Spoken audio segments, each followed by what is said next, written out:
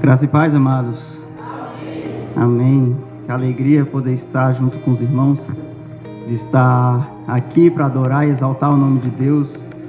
Ele que é o único digno de todo louvor e toda honra e toda glória, né? E de antemão queria desejar aos irmãos uma feliz Páscoa, né? Essa data que é importante para nós, afinal de contas, é a data que nós temos a mensagem, nós recebemos a mensagem, celebramos a ressurreição de Cristo. E nessa data, nós acabamos por esquecer, né, do significado que ela tem.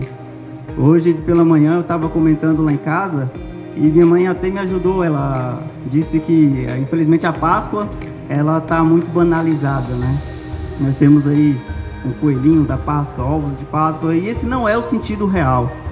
Não é o sentido real da Páscoa. O sentido real da Páscoa, a verdadeira Páscoa, é nosso Senhor e Salvador Jesus Cristo. Amém? E é sobre isso que eu quero falar essa noite, amados. Essa noite que nós vamos aqui celebrar a nossa comunhão com Cristo, celebrar a nossa vida com Cristo, Ele que morreu, Ele que se sacrificou em favor de muitos, Ele que nos amou primeiro, nos resgatou. É Ele que é o motivo de nossa alegria. Ele é a nossa verdadeira Páscoa. Amém? Eu quero ler com os irmãos o texto em Êxodo 12, a partir do primeiro. O texto diz o seguinte: E falou o Senhor a Moisés e a Arão na terra do Egito, dizendo: Esse mesmo mês vos será o princípio dos meses, e este vos será o primeiro dos meses do ano. Falai a toda a congregação de Israel, dizendo: Aos 10 desse mês, tome cada um para si um cordeiro segundo as casas dos pais, um cordeiro para cada casa. Mas se a família for pequena para um cordeiro, então tome um só com seu vizinho, perto de sua casa, conforme o número de almas. Conforme o comer de cada um fareis a conta para o cordeiro. O cordeiro, o cabrito, será sem mácula, um macho de 1 ano, o qual tomareis das ovelhas ou das cabras, e o guardareis até o 14º dia desse mês. E todo o ajuntamento da congregação de Israel o sacrificará à tarde, e tomará do sangue e pô-lo-ão em ambas as ombreiras e na verga da porta, nas casas em que comerem. E naquela noite comerão a carne assada no fogo, com pães asmos, com ervas amargosas, e o comerão. Não comereis dele nada cru, nem cozido em água, senão assado ao fogo, a cabeça com os pés e a fressura, e nada dele deixarás até pela manhã. Mas o que dele ficar até pela manhã queimareis no fogo. Assim, pois, o comereis, os vossos lombos cingidos, os vossos sapatos aos pés, e o vosso cajado na mão, e o comereis apressadamente. Essa é a Páscoa do Senhor. E eu passarei pela terra do Egito, essa noite ferirei todo o primogênito na terra do Egito, desde os homens até os animais, e sobre todos os deuses do Egito farei juízo. Eu sou o Senhor. E aquele sangue vos será por sinal nas casas em que estiverdes. Vendo eu sangue, passarei por cima de vós, e não haverá entre vós praga de mortandade, quando eu ferir a terra do Egito. E este dia vos será por memória, e celebrá-lo-eis por festa ao Senhor. Nas vossas gerações o celebrareis por estatuto perpétuo. Amém? Queridos, esse texto que nós lemos, ele ali retoma o final das 10 pragas que foram lançadas no Egito, né? A última praga, a praga em que Deus visitou aquele lugar e ceifou a vida dos primogênitos, foi algo muito pesaroso para aquela nação. A Bíblia fala, o texto nos diz que na noite que isso aconteceu, na noite da morte dos primogênitos, houve um grande clamor naquela terra. Todas as casas ali sofreram com a perda dos primogênitos. E quando a gente fala primogênitos, muitas vezes eu acabava me confundindo. Primogênitos é criança. Mas não, a Bíblia relata muito bem que toda casa, sejam animais, sejam pessoas, do rico ao pobre, do mais novo ao mais velho, entre homens e animais. Então imagine toda casa perdendo alguém. De uma hora para outra aquela pessoa é ceifada. De uma hora para outra um pai de família não vai poder mais sustentar, não vai poder mais ver o seu filho pela manhã. Então imagine a dor, o pesar que teve naquela nação. E Deus, Ele opera dessa forma para que aquele rei, o faraó, ele viesse a liberar aquele povo. Estava dentro dos planos de Deus, estava dentro do propósito de Deus que aquilo viesse a acontecer. Mas o texto nos relata também que Deus teve misericórdia do seu povo, que aquelas pessoas que ouviram a mensagem de Deus, aquelas pessoas que cumpriram com os mandamentos de Deus, naquele lugar em que o espírito de morte viesse a chegar e vesse aquele sangue espargido nos umbrais da porta, ele passaria adiante. Esse relato, amados, é onde Moisés escreve que isso é a Páscoa do Senhor, que isso viria a ser a Páscoa do Senhor. Nós temos hoje nosso entendimento, nossa Páscoa, que é Jesus Cristo. Nós vamos falar sobre isso também, mas a nossa origem, ela está aqui. Alguns dias eu estava assistindo parte de um podcast, de uma entrevista, e estava lá um pastor presbiteriano. Melhor, havia um pastor presbiteriano, mas havia também um pastor adventista, o Rodrigo Silva. Ele que é arqueólogo, ele que é muito inteligente. E ele falou algo que eu concordei com ele. Lógico, por ser um cara muito estudado, por ser uma pessoa que conhece muito, é difícil a gente refutar, é difícil a gente ir contra o que ele sabe. Mas aquele homem, ele falou algo muito interessante, que a Bíblia, ela é semelhante a um filme. Se você assistir um filme do início até a metade e não assistir o final, vai ser ruim, você não vai completar a história, né? E se você assistir do meio para o final, você não vai entender quase nada, por que aquele final aconteceu, o porquê daquilo ter acontecido. Ler a Bíblia, conhecer a Bíblia é a mesma coisa, é da mesma forma. Não adianta a gente, nós estarmos bem pautados, bem conhecidos, bem estudados do Velho Testamento, se não passarmos esse entendimento também pelo Novo Testamento.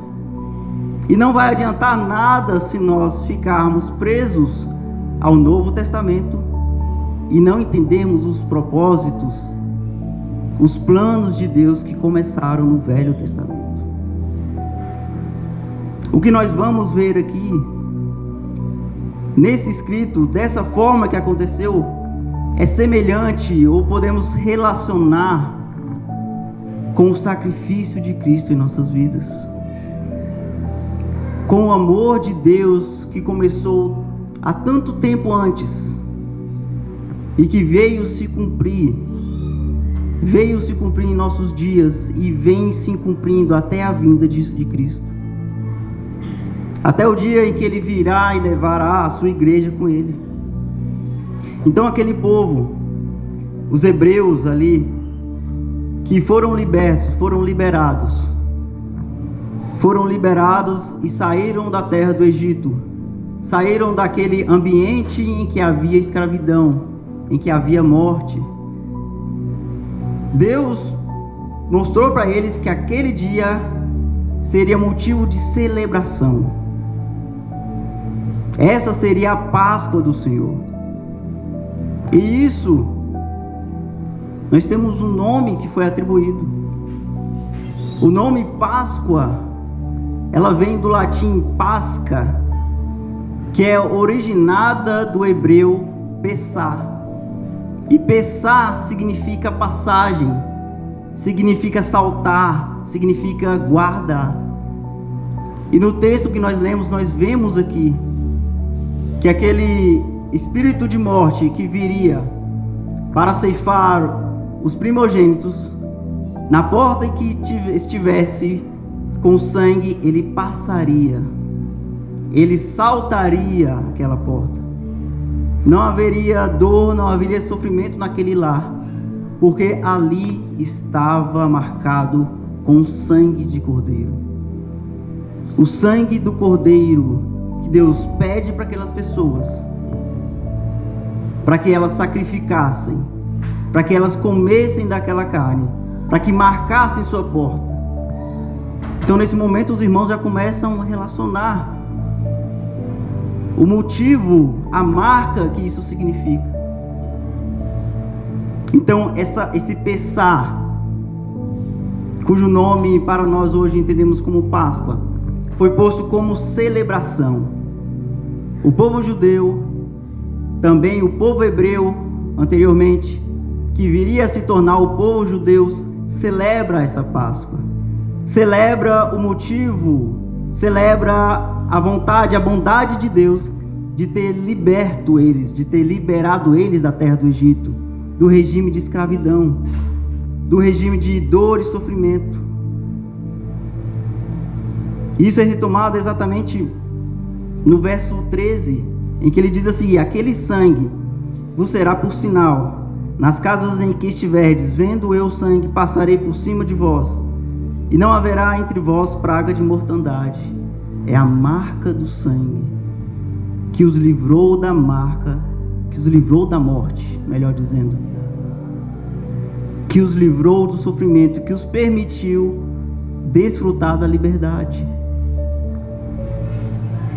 Então isso é celebrado, essa festa, a Páscoa do Senhor, ela é celebrada até hoje pelo povo judeu.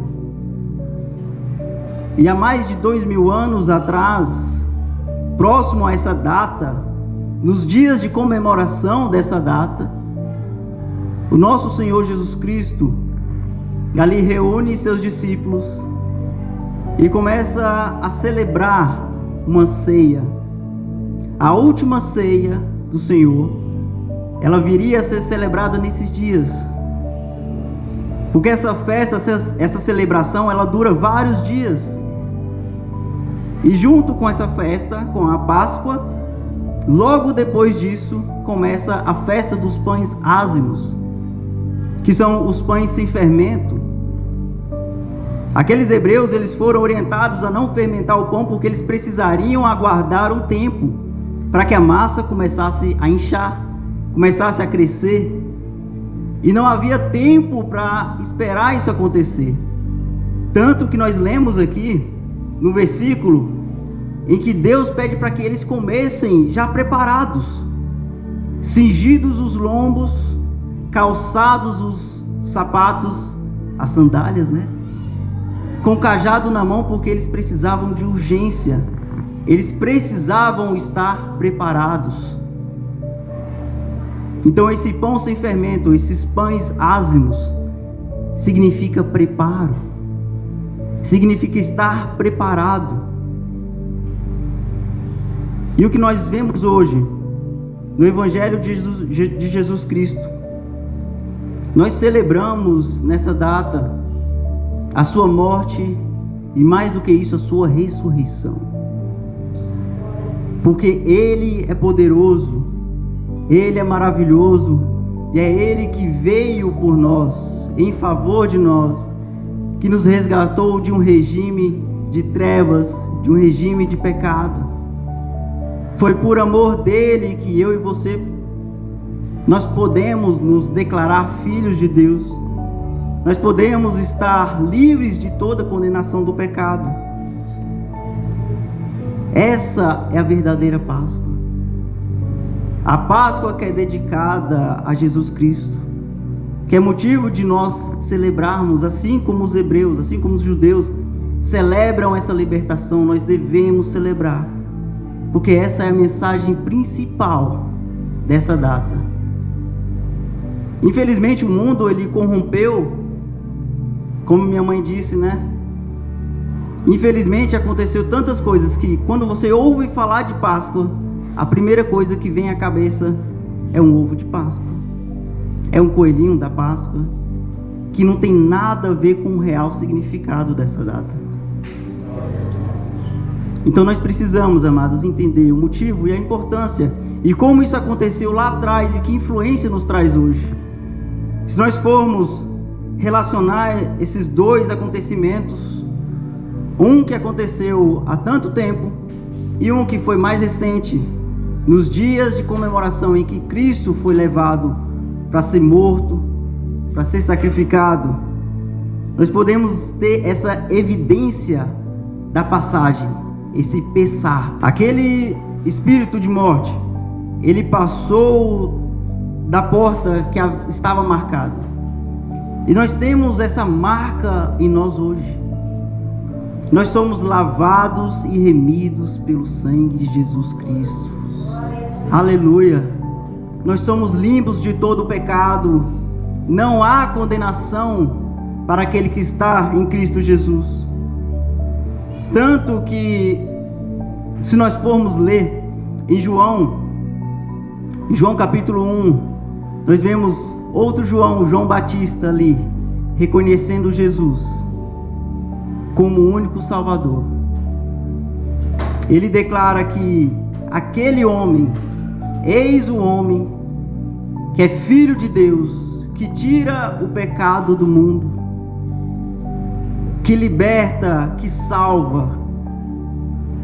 Jesus é o motivo de nossa alegria, porque é Ele, amados, que nos deixou marcados, para que nenhuma morte, nenhum sofrimento, nenhum pecado viesse nos afastar de Deus, nos afastar da presença de Deus.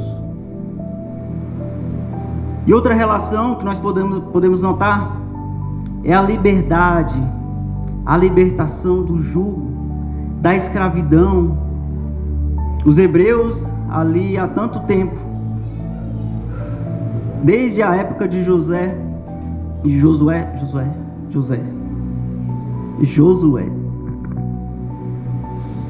que cresceram em número, cresceram em quantidade, e ali por apresentar ameaça à nação do Egito, foram colocados como escravos. E tempos, aproximadamente aí 400 anos, alguns estudiosos calculam menos que isso, mas tendo essa base, eles sofreram por estar presos, por estar escravos, e se não houvesse uma intervenção, continuariam escravos, continuariam naquela condição. E o que nós notamos hoje, relacionando a nossa libertação com Cristo, é que estamos livres da condenação do pecado, livres de todo mal que esse mundo, que o príncipe desse mundo poderá fazer conosco. Essa libertação, ela é a graça de Deus, ela é o que nos motiva a estarmos próximos de Jesus, buscando e querendo mais dele. Então essa é a liberdade do pecado, semelhantemente ao que aconteceu naquela época. Aquelas pessoas foram liberadas e nós estamos livres de toda condenação. Em Isaías 53, versículo 5, está escrito o seguinte: mas ele foi ferido por nossas transgressões e moído pelas nossas iniquidades. O castigo que nos traz a paz estava sobre ele, e pelas suas pisaduras nós somos sarados. Aleluia, amados. Porque isso não é mérito meu, não é mérito seu, mas é mérito de Cristo. É Ele com sua maravilhosa graça, com seu amor sem fim, que se fez homem e pôde nos presentear com esse presente maravilhoso, com a salvação que só é encontrada nele. Em Romanos capítulo 8, verso 1, diz o seguinte: portanto, agora nenhuma condenação há para os que estão em Cristo Jesus, que não andam segundo a carne, mas segundo o Espírito. Então, se nós queremos confirmar que Cristo vive em nós, nós precisamos andar no Espírito. Como nós temos falado esse dia, nós precisamos buscar as coisas que vêm do alto, confirmar que Jesus opera em nós, que Ele vive em nós, e o Espírito Santo que nos conduz. Não é a minha vontade humana, porque se nós permitirmos que isso aconteça, nós estaremos trilhando um caminho que nos distancia do Senhor, que nos vai deixar num local que está distante da vontade de Deus, da graça de Deus, do amor de Deus em nossas vidas. Então, se queremos viver o sobrenatural, confirmar o chamado de Cristo em nossas vidas, nós precisamos andar no Espírito, buscar mais dele.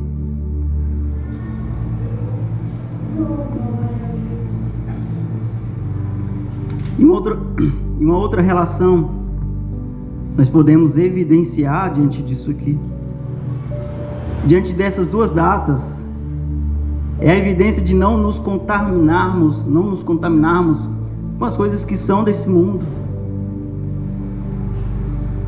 Porque nós estamos rodeados, nós vivemos em um mundo em que é severo, em que jaz no maligno. Então, se nós permitirmos que essa contaminação exista, nós também não estaremos confirmando, ou não estaremos diante da vontade de Cristo, diante do sacrifício de Cristo. Estaremos tornando inválido o sacrifício, a morte de Cristo para nos salvar. Então nós não podemos deixar que essa contaminação ela venha a me afastar do Senhor. Em 1 Coríntios, capítulo 5, verso 7 e 8 diz o seguinte: Paulo escreve: alimpai-vos, pois, do fermento velho, para que sejais uma nova massa, assim como estáis sem fermento. Porque Cristo, nossa Páscoa, foi sacrificado por nós, pelo que façamos festa, não com o fermento velho, nem com o fermento da maldade e da malícia, mas com os asmos da sinceridade e da verdade. Nós não vamos nos contaminar com o que venha desse mundo, com o que é oferecido nesse mundo.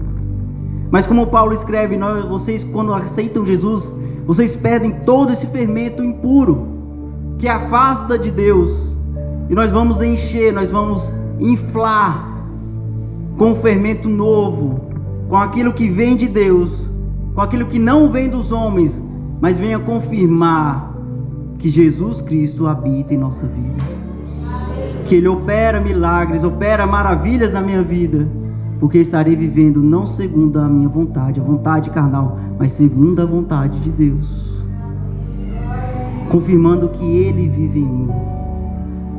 Não sou mais eu, mas Cristo vive em mim. Cristo vive em nós. Então, quando nós lemos, amados, assim como eu falei, é tão importante nós entendermos toda a Bíblia, porque nós vemos Deus operar lá atrás com algo tão semelhante que acontece conosco hoje. É como se Deus já tivesse revelado para aquele povo a sua obra, o início da sua obra, do seu plano. É como se fosse um prelúdio do que viria a acontecer depois. Isso nós notamos que, infelizmente, aquele povo que foi escolhido, aquele povo que foi chamado primeiro, que foi posto como povo de Deus, povo escolhido de Deus, não aceitou a Jesus Cristo. O motivo real de todo o plano, de todo o planejamento, não foi aceito. Mas graças a Deus essa mensagem, ela entrou em nossos corações. Aqueles que não aceitaram, aqueles que não concordaram, se frustraram. E hoje, até hoje, esperam a vinda de um Messias. Até o dia que será revelado para eles que o Messias já veio que ele foi colocado entre eles, que veio para eles, mas eles não aceitaram. Até esse dia, amados, nós vamos ver o sobrenatural de Deus acontecer. Nós vamos ver o agir de Deus operar em nossas vidas, porque Ele tem feito isso a todo tempo. E para essas pessoas que não reconhecem a Jesus como o único e suficiente Salvador, resta apenas a decepção. Que não reconhecem ou não pregam Jesus como única e central mensagem. O que nós vemos hoje, infelizmente, dentro do Evangelho, são mensagens e palavras que exaltam homens. Algumas comparações de homens com celulares, com Coca-Cola e água. Isso é triste, amados. São teologias que venham exaltar a nós mesmos, que não somos dignos de nada. Não merecemos nada. O que nós merecemos, o que nós merecíamos, na verdade, seria a morte. E estávamos, assim como nós falamos hoje pela manhã, estávamos todos mortos, condenados à perdição. E se nós não reconhecemos Cristo como principal em nossas vidas, se dermos ouvidos a esse tipo de mensagem que acha que eu sou merecedor de alguma coisa, nós estamos indo contrário ou indo contra o motivo real, a mensagem principal do Evangelho.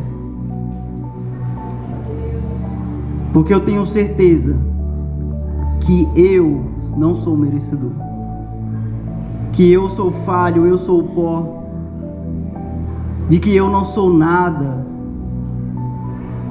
mas através da graça de Deus, do perdão de Jesus, eu posso me considerar filho de Deus. Sendo considerado filho de Deus, eu ganho alguma importância. Mas se não for por Ele, nada eu posso ser. Se não for pela graça dele, se Ele não estiver na minha vida, ou eu não tomá-lo como importante, não tomá-lo como principal, eu nada sou. Como eu posso pensar que sou alguma coisa? Como eu posso pensar que tem alguma relevância, se a minha vida ela não está diante do Senhor, para que eu possa me apresentar, para que eu possa me dedicar à obra de Deus? Se considerarmos alguma coisa a respeito, amados, infelizmente nós estamos tendo uma linha de pensamento muito errada. É Deus, Jesus Cristo, Ele é o principal em nossas vidas. Ele deve ser colocado como principal, deve ser colocado na minha frente antes de qualquer coisa. É Cristo que habita em mim, é Ele que faz algo por mim, porque sem Ele eu não posso me considerar nada. Então qualquer pensamento que tirem a importância de Jesus Cristo, ou qualquer mensagem que não venha falar do amor de Deus, que não venha falar de Jesus Cristo, infelizmente pode ser qualquer coisa menos o Evangelho, porque não há Evangelho se não é mencionado Cristo. Se Cristo não é o principal, se Cristo não é o tema central. É por isso que nós precisamos estar atentos a isso.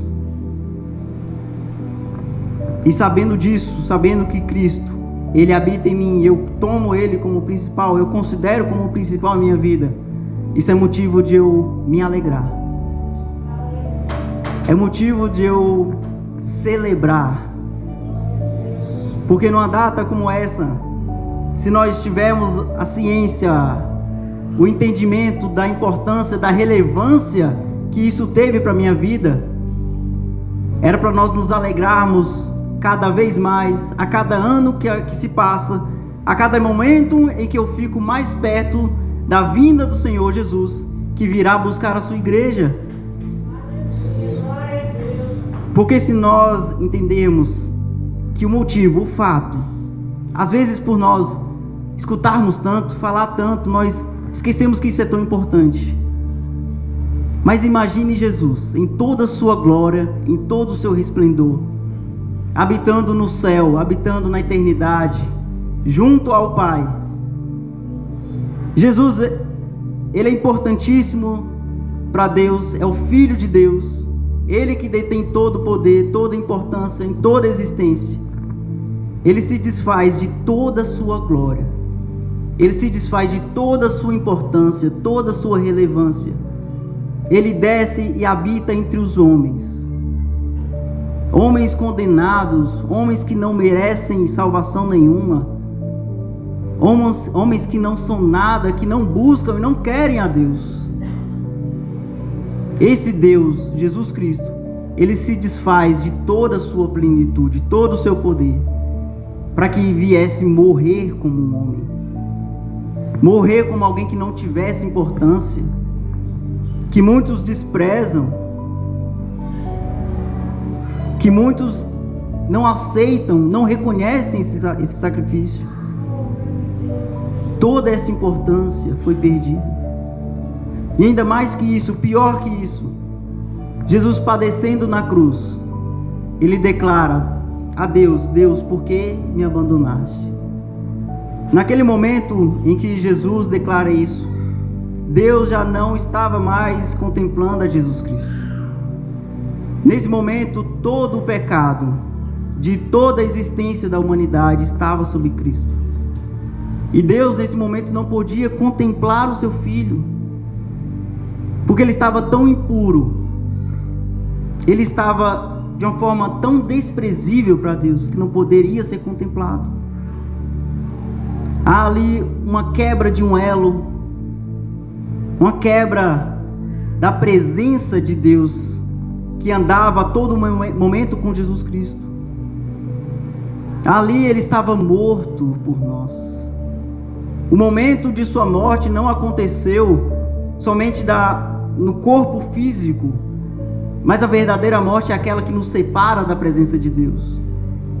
E Jesus, nesse momento, ele estava separado, estava cortado da presença de Deus. Agora pense que ele fez isso, tudo isso por sua vida, para que você hoje tivesse essa perspectiva, tivesse essa graça, tivesse esse perdão que você não merece, que eu não mereço. Mas ele, em sua graça, em sua misericórdia, ele nos buscou, ele nos resgatou, ele nos salvou, e hoje nós podemos declarar que ele é santo, ele é maravilhoso e que ele salva, amados. Ele é perfeito nisso. Então a nossa Páscoa, a verdadeira importância está na pessoa de Jesus Cristo, porque ele morreu, ele sofreu, ele passou por tanto, mas ele ressuscitou. Ele ressuscitou e hoje ele vive. Graças a Deus ele vive. E ele habita em nós. E ele nos move, ele nos promove. É ele que faz grandes maravilhas em nossa vida. O principal já foi feito. Aquilo que é mais importante já foi feito. Ele te deu a vida. Ele te deu uma marca que a morte não pode te tocar. Essa é a verdadeira importância da Páscoa, irmãos. É nós valorizarmos isso. Ele nos prometeu vida, e nos prometeu vida com abundância. Na quinta-feira, a ministração da irmã Miriam, ela esteve como texto João 14, né, Miriam? João 14, em que declara que que Jesus Cristo, ele iria ao Pai, ele vai preparar lugar, e são muitas moradas. Então ele pede aos seus discípulos, ele pede aos seus seguidores: olha, não fiquem turbados, não fiquem preocupados, eu vou até o Pai, eu vou preparar lugar para vocês. Se não fosse desse jeito, eu não teria dito que eu iria. Mas se ele disse que ia, então ele foi. Ele preparou o lugar. E eu começo a pensar nisso, eu começo a imaginar o lugar santo, o lugar bendito, em que Jesus foi preparar. Eu vejo alguns falando, algumas ministrações, algumas músicas, né? Que são ruas de ouro, muros de cristal, né? E eu fico imaginando quão belo é isso, amados. Como é que eu posso ser merecedor disso? Desse amor sem fim, dessa graça. Alguns até falam que vai ter um banquete, né? E crente gosta de comer. Eu gosto, eu sou crente, eu gosto. Eu fico imaginando tanta comida gostosa, tanta coisa boa, né? Imagina aí, eu fiz uma viagem há alguns dias e eu fiquei 3 dias e eu voltei 3 vezes mais gordo, né? 3 vezes não, 3 quilos mais gordo. Só por conta disso. Foram 3 dias, 1 quilo para cada dia. Porque eu gosto de comer. Eu imagino a comida. É coisa boa. Amém? Amém, amém. Daqui a pouco tem janta. Tem a ceia. Primeira palavra, depois a ceia, depois a... Glória a Deus, amados. Mas eu fico imaginando quão maravilhoso vai ser.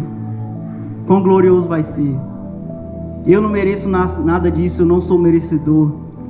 É Deus, é Cristo que viu isso em mim, que propôs isso para mim. E eu e você aceitou isso de bom grado. E nós celebramos isso, nós celebramos o Evangelho, nós celebramos a Páscoa do Senhor. Essa Páscoa que significa a ressurreição de Cristo. Que é o que nos motiva, o que nos deixa cada vez mais alegres. É saber que Ele está vivo. E que Ele vive em nosso meio. E que Ele age em nosso meio. Ele opera grande maravilha. Então Jesus, Ele é nossa verdadeira Páscoa. Assim como Paulo declara, não contamineis com nada nesse mundo. Mas busque o fermento que vem do céu. Busque as coisas que vêm do alto. Busque a Cristo. Porque Ele é a nossa verdadeira Páscoa. Ele é o motivo central de nós celebrarmos. Toda vez que nós nos reunirmos, toda vez que nós cantarmos, é motivo de celebração. É motivo de nos alegrarmos. Porque nós sabemos que Ele vive. Que Ele vive em nós. E se tem alguma importância nisso tudo que eu disse, eu peço que você continue meditando nisso. Continue buscando ao Senhor.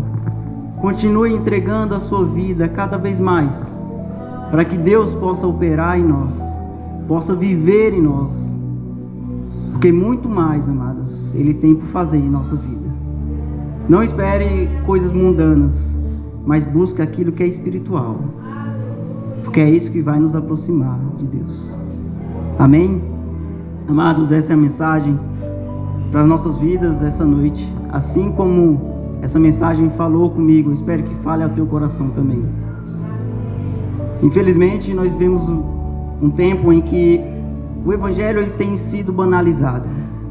Ele tem sido alterado. E nós precisamos estar cientes do que está acontecendo. Precisamos estar pautados na palavra. Porque só ela é verdadeira. Só ela revela verdadeiramente a vontade de Deus. Não devemos confiar em teologias humanas, aquilo que vem do homem, mas busque aquilo que vem de Deus.